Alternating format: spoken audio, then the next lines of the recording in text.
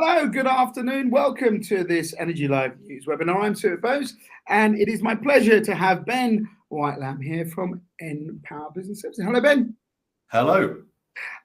Ladies and gents, welcome to this webinar. We're going to be looking at market-wide half-hourly settlement. Thank God they've abbreviated it. It's even worse, though. MHHS. There we go. Is that right? Well, we just started calling it market-wide internally. Everything else was too complicated. But it is a really important topic, everyone, because it's going to affect your business come next year. Let me just take you through some housekeeping before I hand over to Ben. If you've never used this platform before, it's Bright Talk. Thank you very much for coming on. It's very easy to use. You'll see a little kind of tab for you to ask a question. Please do type those questions in. Kind of give them with some sort of relevance.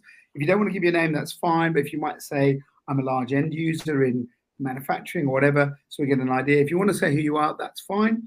Please put your questions there and we'll take some questions towards the end. We've also got a messaging system, so I'll message you if there's anything that's coming up that I think is interesting, so you can have a look at that. And at the end, we'd like you to rate the webinar and, of course, to rate Ben as an excellent guest, because that's going to happen, isn't it, Ben? Please. Yeah. Exactly. We need likes. We need likes. We are hoping that Melissa Giordano from Ofgem, who's policy director, will join us. Unfortunately, as you can probably well tell, after the election, there's lots of meetings going on at Ofgem, but we're hoping Melissa will join us sort of halfway through. The original speaker, unfortunately, had a bereavement in the family, so apologies, she couldn't join. Oh, hang on a second. Oh, wow. I've lost the bet. Melissa joins us now. She's dialed in from utility offices where I'm on a visit. But hello, everybody. They've very kindly given me a sort of separate meeting room to perch in and talk to you guys. Brilliant, Melissa. Thank you very much. Look, I had a bet. I didn't think you'd get out of the meeting. So Ben's won and I've lost. I had faith in you, Melissa. I'm glad somebody does. I would say I always trust the regulator, but I'm sure that will land on me at some point. Well, as I know Jonathan quite well, yes, I'm sure that'll be the first thing he says. Melissa will join us for the second half of the webinar, ladies and gents, and talk us through exactly what all this means, particularly the pace of it and what the regulator will want. So, just so you understand what we're talking about electricity settlement reform. If you don't really know what that's about, it's kind of the difference between kind of the contract price that suppliers pay and the kind of use that customers pay. And some of you, and maybe probably most of you now, the majority will be on half-hourly meters, but some of you on non-half-hourly meters. In about April next year, the government's been working on this, the previous government and now obviously the new Labour government and Ofgem will be creating this new market-wide half-hourly settlement reform. Well, what does that mean? What will it mean for your business? How does it work? We'll start off with Ben, who's got a short presentation and take you through that. And then I'll get Melissa to come in and explain her side of things from Ofgem's point of view. So Ben, over to you, please. Great. Thank you, Sumit. Hello, everyone, and good afternoon. So I'm Ben, and I'm Director of Commercial at npower Business Solutions. Let's just get the slides up.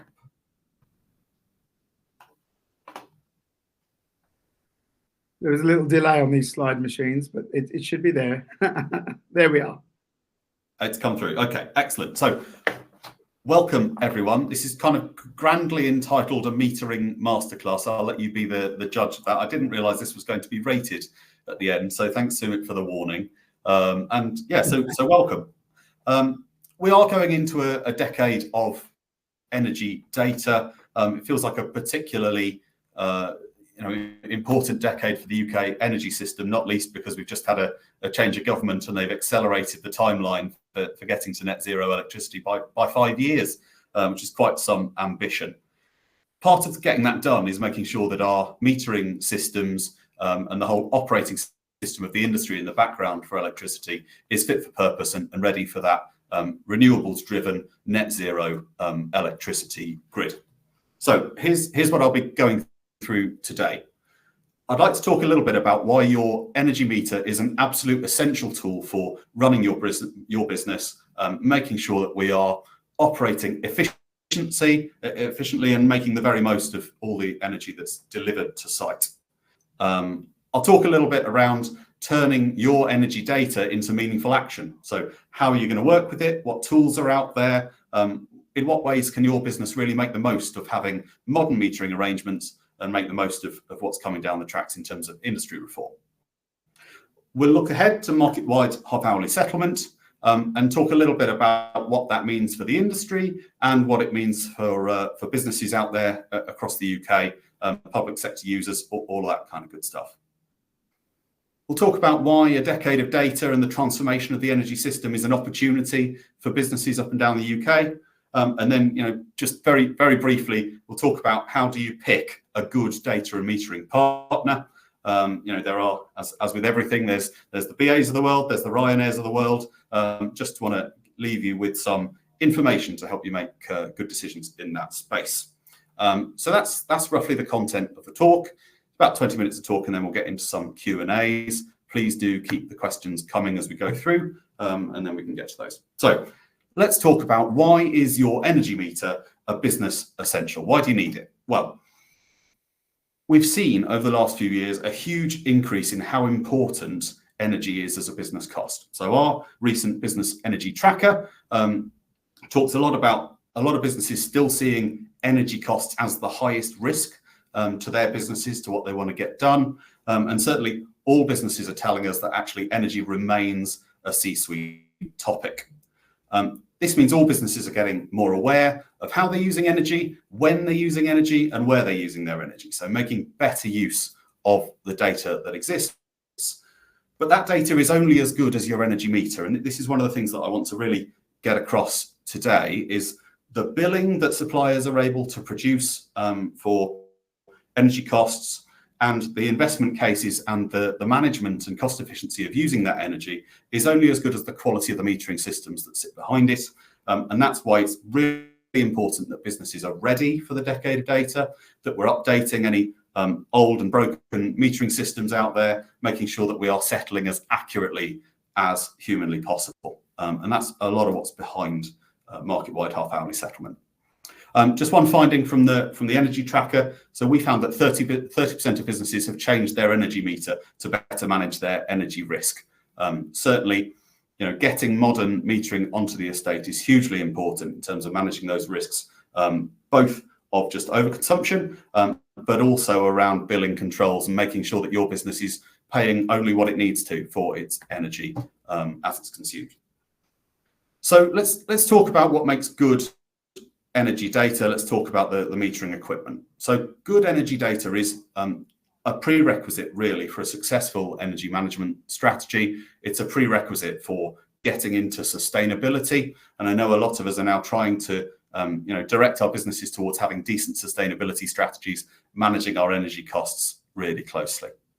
The first thing that kind of determines what kind of meter your business needs is the KVA. So how much could your business consume? How much could your business need to consume at any given moment? And that KVA is a big part of what determines what type of meter you need. So if you've got a big KVA, you're very likely to already be required to be half-hourly settled. Those meters already exist. They're out there in the market. I think most businesses of a kind of large size will have at least one half-hourly meter and probably some non-half-hourly sat alongside that as well. So most businesses are in both modes of operation today. Some of the types of meters out there. So we've got traditional meters still on the walls. Frankly, despite the best efforts of the regulator and all of the suppliers, there's still quite a few traditional meters out there on the walls.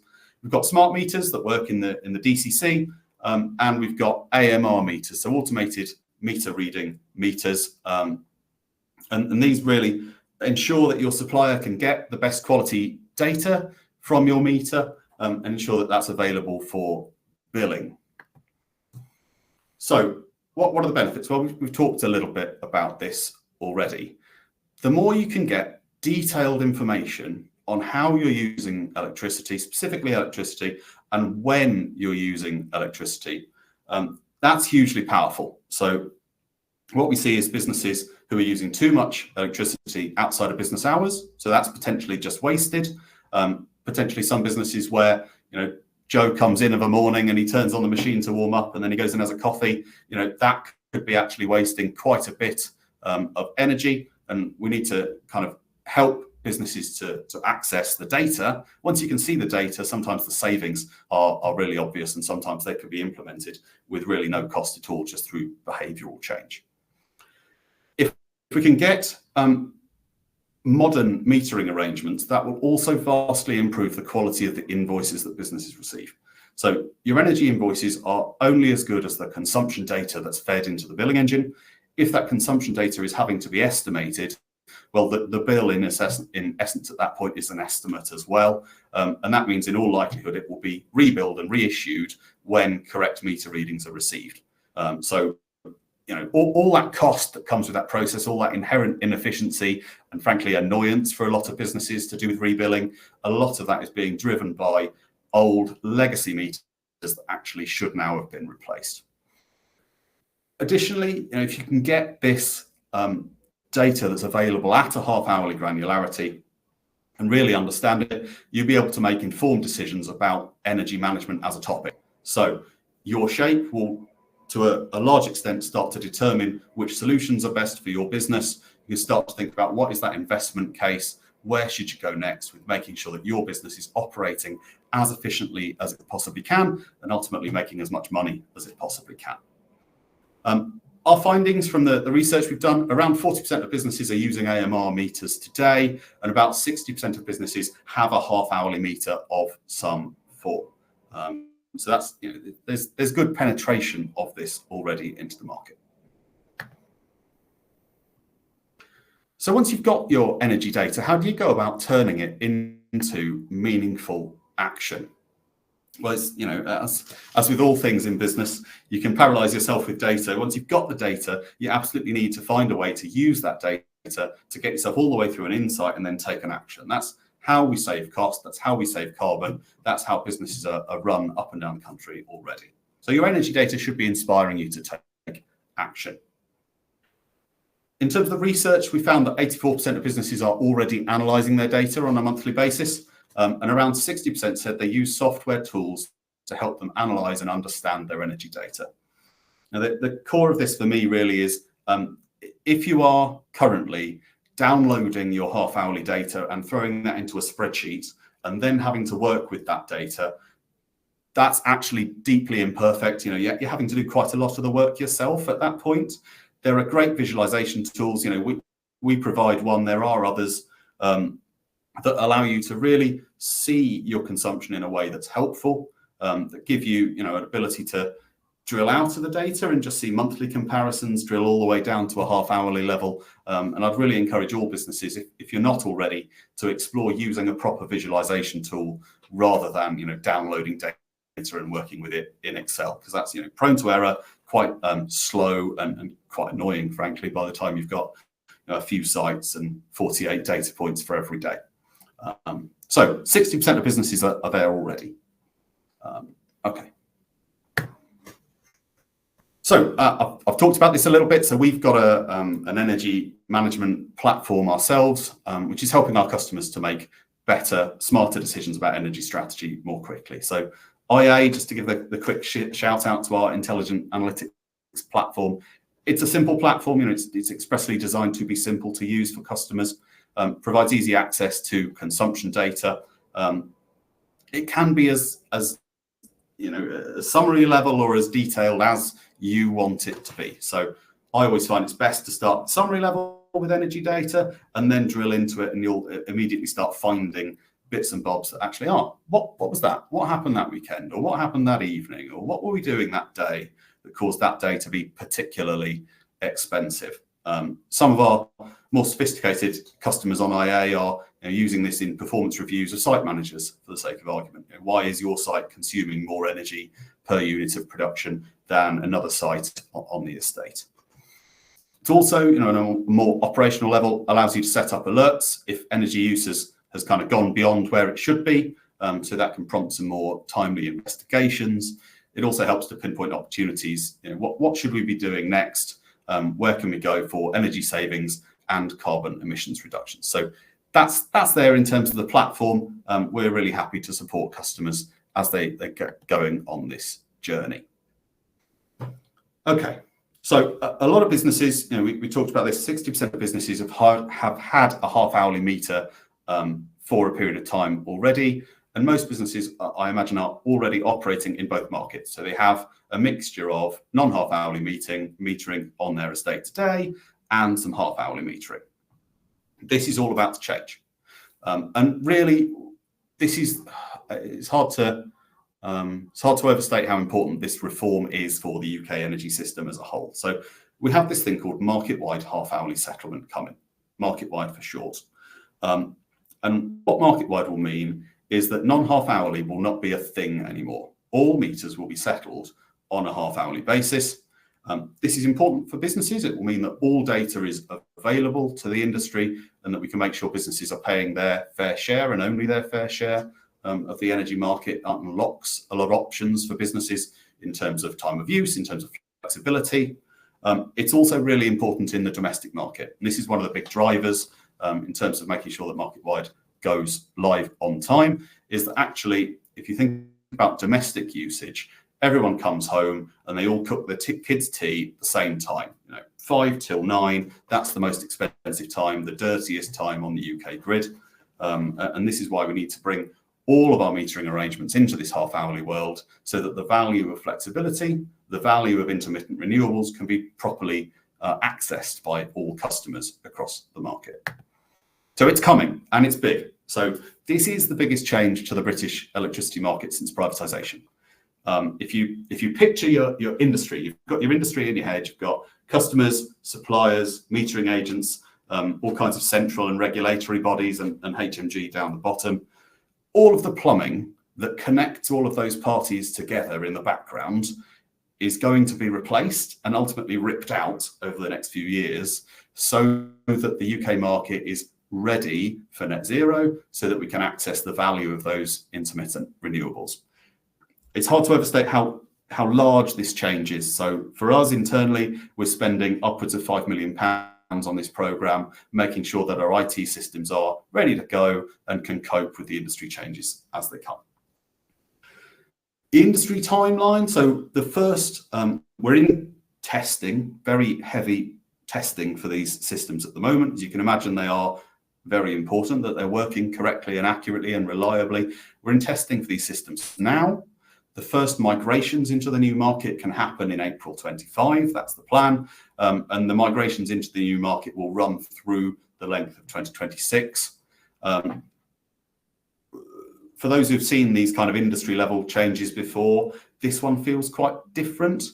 Feels like the regulatory bodies are really pushing the industry to make sure that we are hitting the dates. And whether we do or don't hit the dates, at this point, everything I'm seeing is that all the pressure is there to make sure that the industry pushes forward and gets this thing live as soon as humanly possible. That was true under the previous government. I don't see it changing at all now we've had the general election.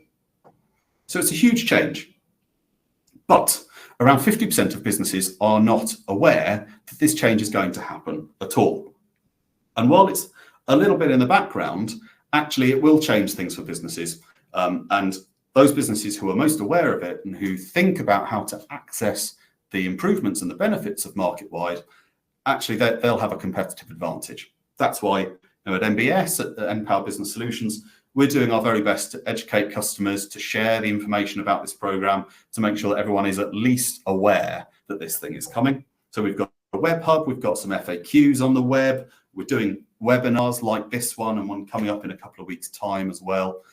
So really important that businesses know a little bit about this regulatory reform and start thinking now about what they can do to prepare themselves for it. Start thinking now about how they're going to make use of the opportunities that come with this new market structuring. So well done you for being on this webinar. Hopefully this at least makes sure that you're aware and know a little bit more than you did at the start of the webinar. So what's it going to deliver? Well, what is this thing? Market-wide is going to give us a more granular and timely view of how consumers are using electricity. What does that mean? We're going to have half-hourly consumption data points for every single metering point across the UK. That's the aim. That's where we're going towards. That should be a core foundational building block of delivering a smarter and more flexible energy system. What do I mean by that? Well, today, we're in the transition, right? We're in this state where we're moving from big baseload fossil fuel power stations towards a world where actually, is the sun shining? Is the wind blowing? What are the climatic conditions today? What are the climatic conditions on the continent? And actually, there'll be value to changing usage patterns and value for those businesses who are able to access that thought process, that opportunity to change and use cheaper electricity at cheaper times. Yeah. If we get that right, if we get to that smarter, more flexible energy system where it matters what time people are consuming electricity, actually some of those load shifts accelerate the transition. If we can use more of the intermittent renewables when it's available, that will absolutely drive the business case of those renewables, and it will absolutely drive the transition for the UK and ultimately closer to a livable planet for all of us, at the same time as making those businesses more profitable, more effective, more efficient. Some of the things that should follow on from market-wide to unlock those benefits are new products, innovation, new tech, and flexibility services from suppliers. So currently, you hear quite a lot of noise about flex services, but some of it's still quite nascent. I really feel we're in an inflection point right now. So we're in a moment where the tech is becoming a lot cheaper. We're starting to see the electrification of transport. We're starting to see the electrification of heat and of industrial heat. And that will give businesses a lot more ability to flex when they use energy, when they use electricity. And it will really make this a really core part of the way that we run UK PLC for the next few decades at the very least. It'll also give new ways for energy participants to interact with the market, to interact with each other, partly, as I said, in the plumbing world, but also in the way of, well, actually, if you have some flexibility in your factory, you are receiving market signals and you're reacting to those. And that's a world where we can get to, we absolutely can, be good for UK business, and it'd be good for the planet. So that's what the hope is for market-wide, that it goes live in an efficient way, it modernizes our industry, and it unlocks new value pools for customers across all of their consumption. What does it mean for businesses? Well, let's be really concrete then about what does this mean for your business right now. Well, during the migration window, you won't see a great deal. Changes are going to be made behind the scenes. All of the services that you've come to know and love, so the DC, the DA, the MOP, those are going to go. We're going to have new roles, slightly different names, but similar functionality really sat behind those. So you'll see all of that plumbing be taken away and put back in again. And that should be completely seamless and behind the scenes for your business. That remains true so long as your business has modern metering arrangements. So if you've got a working AMR meter, you've got a working smart meter, you've got good quality half-hourly metering over your portfolio, that will be absolutely fine. But one of the objectives of market-wide is to give us that more timely data. And if we want to have timely data for the market, that means that traditional meters are simply not going to cut it anymore.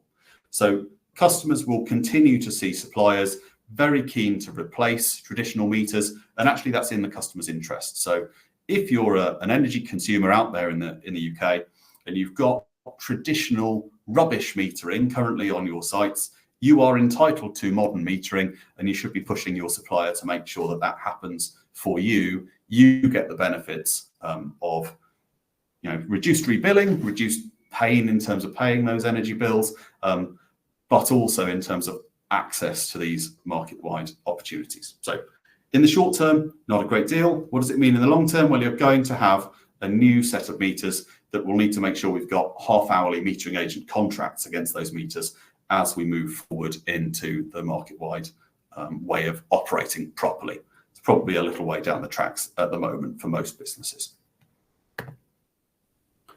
So benefits. I've talked a little bit about this already. The energy industry is trying really hard to get this thing live on time. There's a huge amount of effort going in across all suppliers, all metering agents, all the regulatory bodies to make sure that market-wide is a success and goes live as close to the current dates as humanly possible. Once we're there, business consumers are going to benefit from this more granular view of cost allocation.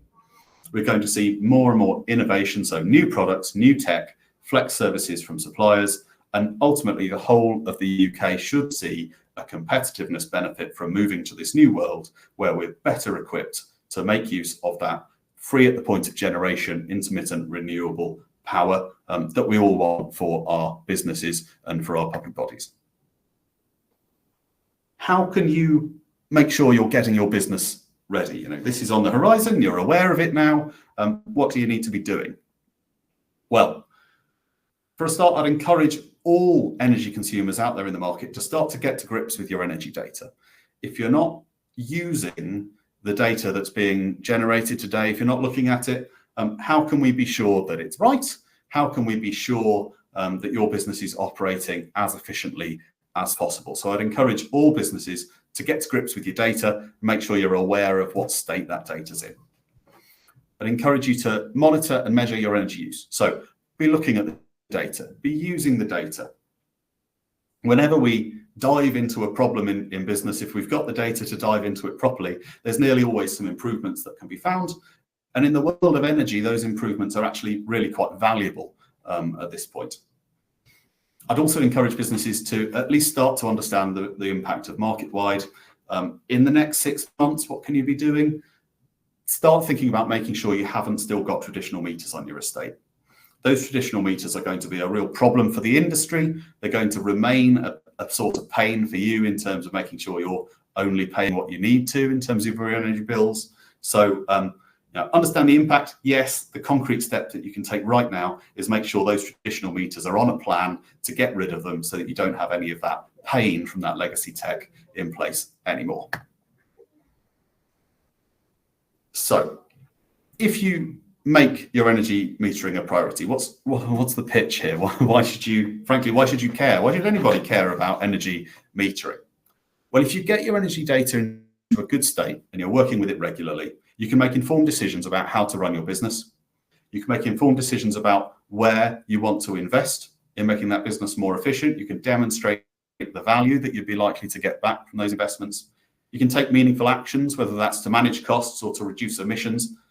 Ultimately, the greenest kilowatt hour is the one we don't use at all.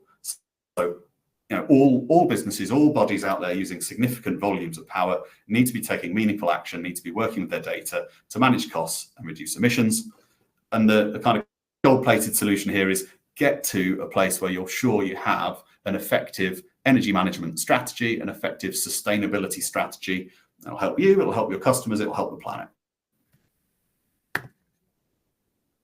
So far, so general. Let me talk about npower Business Solutions as a data and metering service just for a minute. So we are an energy supplier, yes, but we are also an accredited, really highly regarded MOT DCDA today. We understand energy data, we are the energy experts, and we're here to support our customers on their journey to net zero. That's what we are all about as part of the big E.ON family, is making new energy work. We're completely committed to being an absolutely brilliant metering agent, and we're in the position where actually we are already qualifying to operate those metering roles in the new world after market-wide has gone live. So we are intending to be there on the 1st of April next year, ready to take on meters in the new world. As a MOP today, some proof points for you. As a MOP today, we've got about 60,000 meters already taking our services. We've got very high data accuracy ratings across all of our data services, and our software, so our intelligent analytics platform, is already being used by around 28,000 meters, probably fewer customers. Some customers will have many, many meters on there, but already being used to enable customers to monitor, understand and identify the opportunities in their energy data. Because we're a supplier and an agent, our MOP service is really well incentivized to make sure it's delivering absolute bleeding edge performance. So in 2023, our MOP resolved all known faults within 8 days or less of the initial site visit. The only exceptions to that were where the customer had requested a deferment. So sometimes works need to be done on a weekend, or they need to be done in a shutdown period. Customers can request that from us, and we will facilitate it where we can. If access isn't a problem, we are really quick at getting after the issues there. In terms of being fast and really quick, well, additionally, if you need a new connection, so if you've got the tails all ready to site from your Dino, but you need that energized, we offer a power on in 5 service. So if you need your power onto site absolutely immediately, we're the best service in the industry for that. We can get your power on within 5 working days.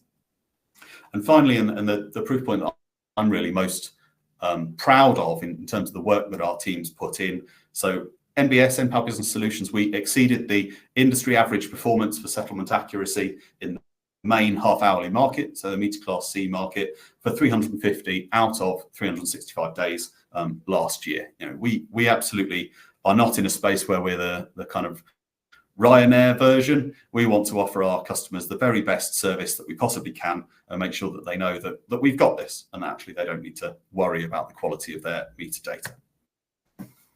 So how to sum up, right? First and foremost, metering is critical. Yeah, it's really important that you're on top of your metering, you know what your arrangements are. That's in terms of managing your costs and in terms of moving the UK forward into a new market. Every business is entitled to modern metering from their supplier. If you're not getting that from your supplier, you need to push them. Yeah, we need to move the UK market away from a world of dials and coming to manually read meters towards a world where everything is automated for us. Data needs visualization to enable you to identify the insights from that data. So get it out into some software. Don't leave yourself with Excel. Get your meter data into some software, start using it. Market-wide is coming. Yeah, and it should open up a world of opportunity. Your suppliers should already be talking to you about those opportunities today, and we're absolutely here to help. So we're the experts in this stuff at npower Business Solutions. We're here to make sure that this is as easy as possible for businesses and that we get into that net zero ready future world as quickly as possible. That's it. Thank you very much. Brilliant. I fly Ryanair. There are other budget airlines available. There are other budget airlines. Thank you, Ben. That's really good. And I want to take some questions. But Melissa, let's turn to you. Now, if I've got this right, are you one of the program sponsors, directors? Are you part of it? What's your specific role in the MHHS or meter market-wide? I'll call market-wide. It's easier. Go with market-wide, mate. So much easier. A lot easier. Yeah, market-wide half-hourly settlement was not built for. No, it wasn't, was it? Was it? It's a wonderful program, but it may need a name change for it to be a bit slicker. So, hello everybody. I'm Melissa Giordano. I'm Deputy Director for a team called Retail Systems and Processes. Have we lost our host? Or no, we're all good. No, I mean, don't worry. So. The role that Ofgem plays in this space is a little unusual because it was decided following the completion of the switching programme that for market-wide half-hourly, Ofgem would not itself deliver the programme, but we would act as the sponsor to it with Elexon as the delivery partner. So we keep a very close eye on things. I'm in regular contact with Elexon, who are doing an excellent job as programme managers. And the regulator does have step-in rights as the sponsor if things are going very badly. But on a day-to-day basis, we are not at the coalface of delivering this programme. And we are there to make sure that it lands well, runs smoothly, and that we've cleared any regulatory barriers out of the way that may be standing in participants' way in terms of abilities to participate in the programme. So that's my function. Correct me if I'm wrong, is it 2018 it was first looked at? I believe so. I think 2017 was when the original design was sort of published, and 2018 was when work really got going. Okay. So obviously 2 things have happened in that time. Well, one. Just massive. 2. Well, they'll put 2 big things. But anyway, we've had the pandemic, obviously, which caused such an economic shockwave, not putting aside the cost of life, but I want to talk about businesses. Lots of business went under. There's massive change in what happened, and then the economic shockwaves of Russia, Ukraine led to the energy price crisis. And the second thing that's happened is technology has moved on a lot since 2019 or 17, 18. Where do you feel this program is in terms of making sure that as these meters are installed, the framework is there to make sure that they are as responsive as they can be, as accurate as they can be?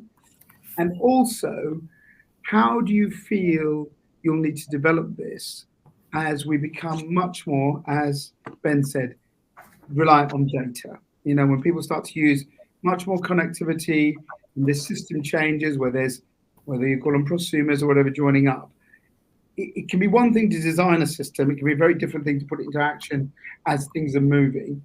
So just looking at that, how does Ofgem see its preparedness for this with those two challenges, what's happened financially and also technologically? So an awful lot of things have happened in the intervening time, as you say, but the intention of market-wide half-hourly is still absolutely the right one for a decarbonised economy. We want consumers to electrify whatever is possible as quickly as possible. And we also want to bear down on bills to the extent that we can for consumers that are able to load shift, take agile tariffs and take advantage of new technologies, so that they're no longer just paying a standard volumetric price across the day, but half hour by half hour, they are incentivized to kind of defer activities where possible and where safe, of course, in order to take pressure off the grid. That's good for everybody. It's good for bills. It's good for the economy generally. It's good for infrastructure as well, because over time you should need rather less new infrastructure being built and fewer upgrades, because you can run the grid more efficiently and run with smaller network builds. So all these things are great. Clearly going to take time to adjust. Yeah, and in terms of technology jumps? I think the technology is largely there. I think it's not tech that is the barrier, in my opinion. I think the barriers to adoption are really sort of behavioural. Right. We see it whenever we talk to consumers about the idea of heat pumps. People are so used to gas heating systems that kind of heat pump behaviour, first you have to get over the frictional barriers of willingness to adopt. You know, are you going to change over your heating system? How much disruption is it? Rather than swapping one gas boiler for another gas boiler. But you also behaviourally, the way heat pump technologies work is that in general, to heat a home, especially during colder months, you are going to have to leave it running for longer.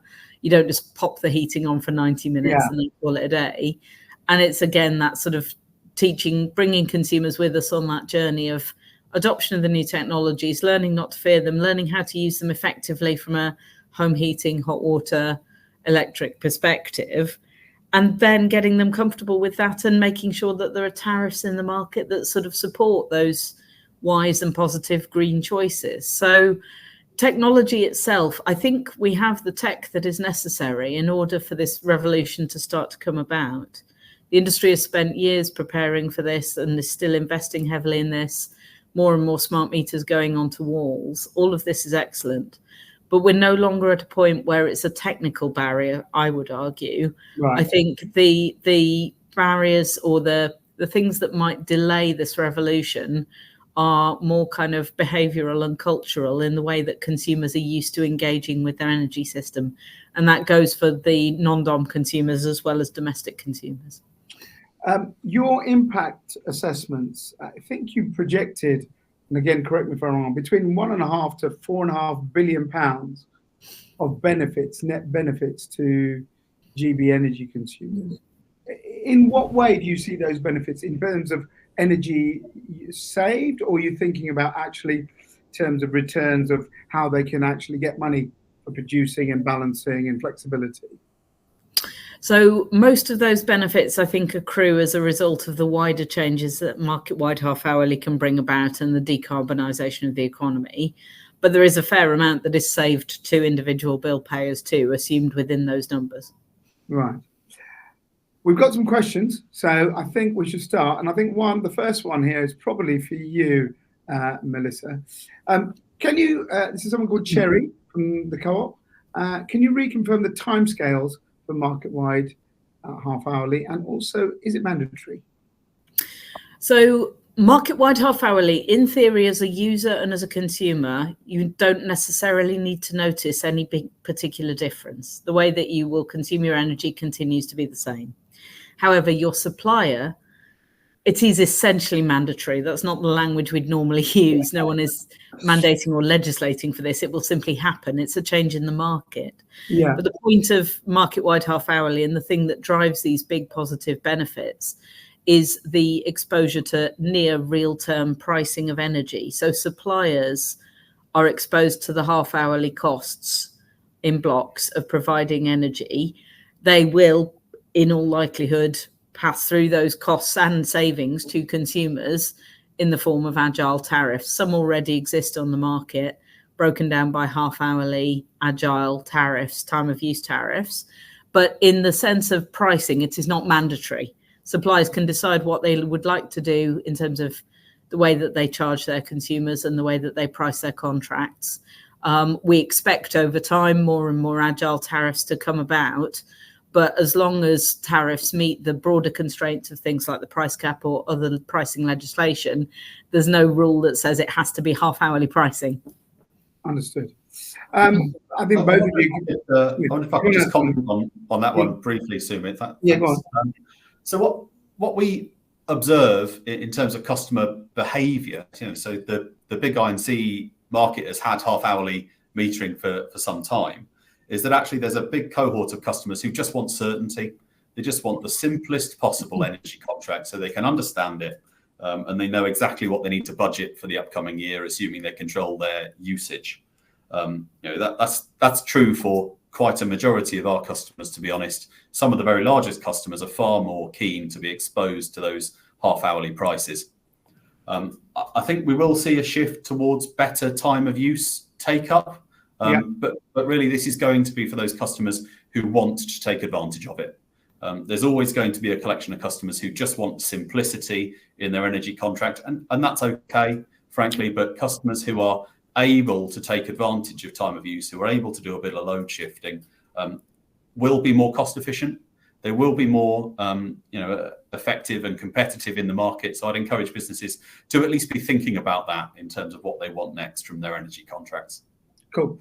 One here, I think both of you can get involved with. It's from Paul, who's I think he's a broker. Talk about updating energy metering being done, but what happens if sites physically unable to make these changes? It's a location or a place where there's no signal, whatever. Are they going to be left behind, exposed to higher costs? And, will there be sites where no supplier wants them, frankly, because, market choice is going to leave them as being exposed? So perhaps you can start with that one, Ben, and then Melissa, you can add into that as well.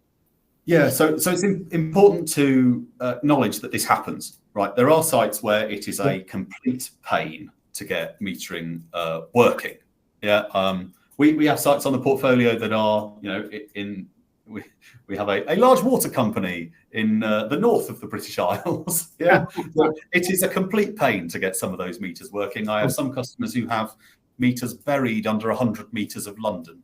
Yeah, and it's it's hard. However, suppliers are appropriately incentivized to get meters working. Yeah, we have to report to our regulatory overlords on how many of our meters are working, how many aren't, and we're really incentivized to get that to be as good as possible. We're also incentivized to get the settlement accuracy as high as possible. Tech is improving all the time. Yeah, and some of these meters will need non-standard solutions, but if you go with a good metering provider, then we'll work really hard to get those working if at all possible. It's also worth noting that if you have got sites where people are working, even though they're fairly remote, there are other reasons why businesses need connectivities to those sites, health and safety, etc. So there's normally a way. It's just sometimes quite difficult. Yeah, Melissa, you're talking about, because it can be something that people feel is like the digital rollout, isn't it? This part of the country still haven't got broadband. We're not great here where we are, let alone, and we're just on the outskirts of London. So how does Ofgem look at that? Because you've got to make sure this is a fair and equitable transition for all businesses. It's fair, though, that the signal has improved really radically over the past few years. And I used to work on mobile telecoms in Whitehall, so I do understand the problem. But luckily, more of the map is getting coloured in GB in terms of signal penetration. Plus, the metering technologies themselves are improving with better workarounds.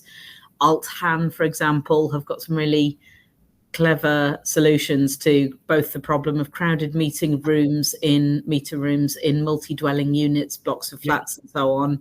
And I sometimes get frustrated when I meet people at parties, say I do smart metering, people say, oh, I can't have a smart meter, I was told 10 years ago. And you're like, you need to check, because 10 years ago, the tech probably didn't allow you to have it. Maybe it didn't get to your area, or the signal couldn't penetrate the building walls and so on. But now you see smart put into all sorts of really, hard to install properties, challenges, big insulation, thick floors. I've been to Alt-HAN to visit their test labs, which are housed in an old cotton mill in Bolton. And it's not only sort of pretty and interesting as a piece of industrial history, but it's a perfect lab condition site, because you've got factory floors that had to be extremely load bearing to take the weight of the looms and stuff. And so super thick concrete floors, brick walls, and they use all of that. They use the signal barriers that creates as perfect lab test conditions for metering equipment. They run tests on behalf of all sorts of suppliers and companies.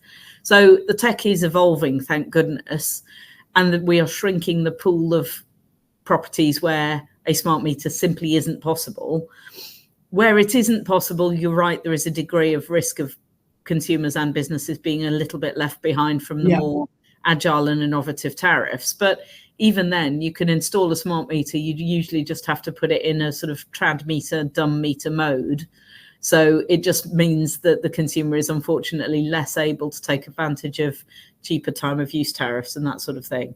But it doesn't mean thank goodness, it doesn't mean they can't have energy at all. They can still have a supply and be billed for it.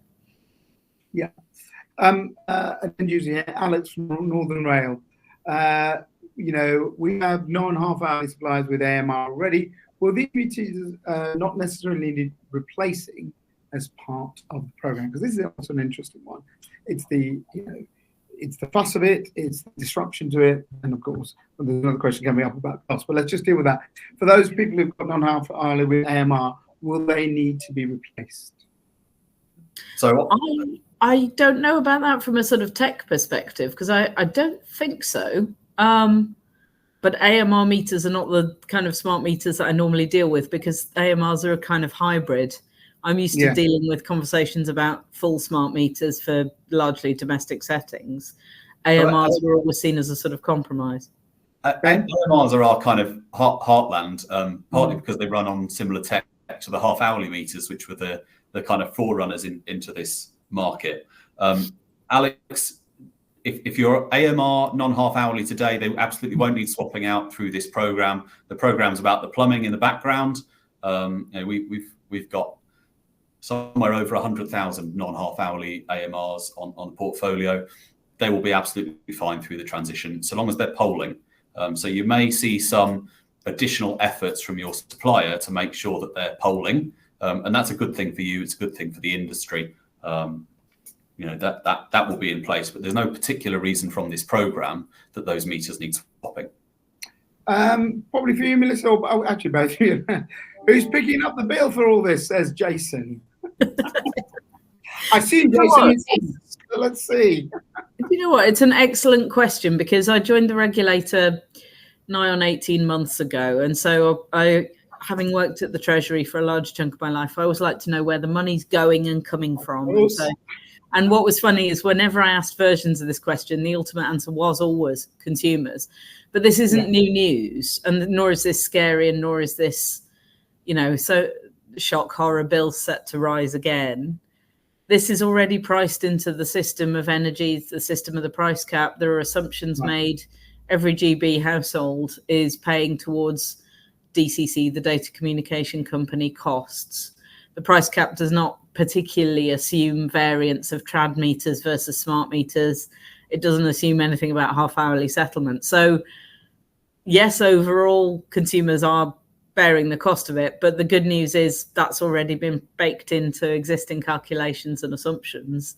This isn't, slapping on extra standing charge money or something like that. So I hope that's relatively reassuring answer to your question. The answer is it's us. But anyway, so if I could just comment on that one. Yes, it's always the consumer that pays for these industry-wide programs, really.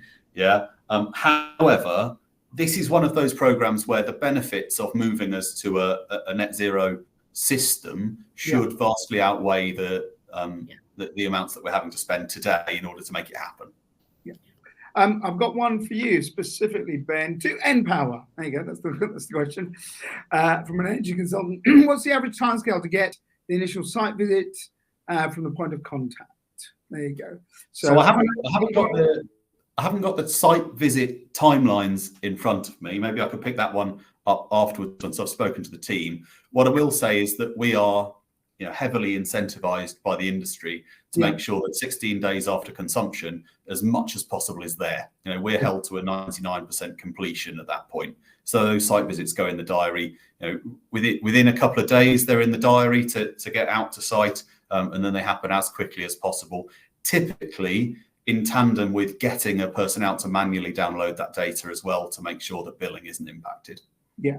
You need to look after all of this, won't you, as Ofgem, Melissa? So what are you going to make sure that you hold Elexon to account to make it's running it properly, and also the suppliers that they're doing their job in terms of pushing this out? Because at the end of the day, the consumer's rights are the most important. We all agree on that. Completely. What are you doing to ensure, as Ben said, it's the biggest change since privatisation in his view, and I probably wouldn't disagree with him on that. There's going to be bumps along the road, there's going to be problems, there's going to be disputes. What have you got in to make sure, after what happened with you weren't there, Ofgem, but obviously a lot happened during the collapses about 18 months ago. There's a lot of criticism that Ofgem didn't act quickly enough. So have you got yourselves together to say, right, when it comes to rollout, we've got the regulatory framework in charge? Look, we're keeping a very close eye. The program is currently in its testing phase, and we have large suppliers signed up to test. And lots of them, the enthusiasm and the pace within that has been variable across the supplier community. I'm obviously not going to name names, but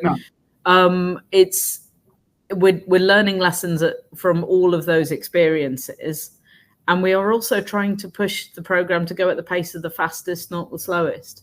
We don't think that the program should be stalled by any laggards who have never quite believed in this or don't really want to support this program, but sort of vaguely want to sign up to it, but then kind of kick around and drag everyone else down. We want this to actually happen and to happen on time. And Elexon have been fantastic as delivery partners to the program. As I said, they're doing a very excellent job of really keeping everybody accountable, on track, and alerting me as the sponsor to problems as and when and if problems arise.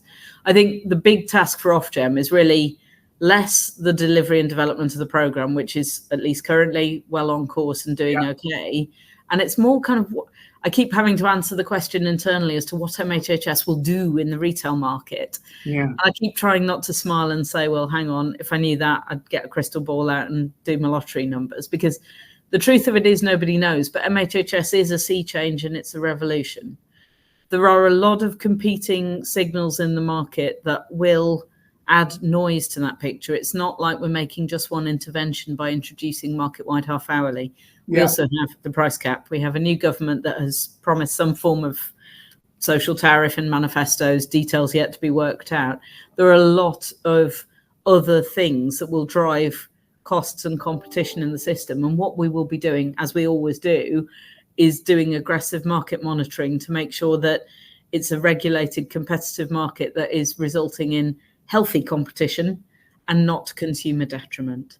We want to make sure that MHHS is not seen as the kind of mechanism to extract money from consumers who can barely afford their bills to begin with. We want to make sure it lands well, and that the positive outcomes Ben has alluded to actually do take root, because there's serious gains to be made here, and especially for engaged consumers at all income brackets can save quite a lot of money on their bills by adopting agile tariffs. But we will be keeping a very close eye on any signs of market manipulation or kind of bad behavior by suppliers. So MHHS, it should just be another phenomenon happening in the energy market, but we will be absolutely alert to any signs of mis-selling or trying to distract consumers and lead them onto tariff choices that are extremely bad for them.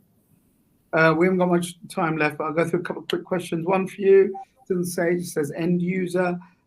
Specifically for you, Ben, if I am a customer of NBS, can I choose a specific meter, or how does that process work? So best thing is, if you want to have a chat about your metering arrangements, get in touch. If we're your supplier, brilliant. Look forward to speaking to you soon. If not, get in touch with your supplier. Have a chat about what's going to work best for you. There's elements of consumer choice, but the industry as a whole is being driven towards modern metering systems and away from allowing trads to persist out there on the estate. I should just give a shout out to radio teleswitch meters. So if anyone out there has got a radio teleswitch meter, and this is a weird one, right? This is one where the meter receives a time signal and then it does something to your equipment. They're all going to break reasonably soon. So if you've got radio, Y2K all over again. A bit like that. If you've got radio teleswitch meters, get in touch with your supplier because they really need to come off the wall and be replaced. Absolutely. And the Ofgem also has a page on radio teleswitch meters. If I had access to the chat function, I would pop a link in there. But if you Google Ofgem RTS, it should come up. This is a looming problem whereby consumers with RTS meters might lose access to control of their heating and hot water systems. So there are only about 900,000 of these meters. So don't all rush and panic that this is going to be you. But particularly in Scotland, northern regions, but also there is a portfolio down south, some around Oxford and London. It is worth trying to check, and even that can just involve going in your metering cupboard and looking for the words RTS.